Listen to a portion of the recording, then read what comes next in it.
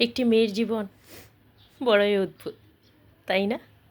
যে আপন বাড়িটাতে তার জন্ম, কর্ম, খেলাধুলা, মা বাবা, ভাই বোন সব থাকে, সে আপন বাড়িটায় বিয়ের পরে তার হয়ে যায় বাপের বাড়ি।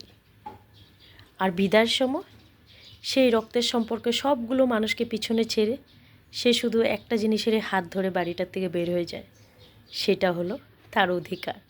আর এই অধিকার নিয়েই সে তার তথাকথিত আপন বাড়িতে গিয়ে নিজের সর্বস্ব দিয়ে সংসারটাকে গড়ে তোলে, সংসারটাকে ভরপুর করে তোলে।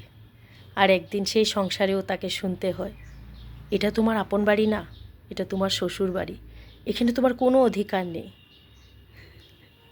হায় রে মেয়েটার অভাগা অধিকার! সে তার অধিকারকে কোথাও জায়গা দিতে পারলো না, কোথাও টিকাতে পারলো না। সে খুবই দুঃখিত। কিন্তু ঠিক সেই সময় তার দেখা হয় বাস্তবতার সাথে। আর বাস্তবতায় তাকে বলে, মেয়েদের তো কোনো অধিকারই নেই,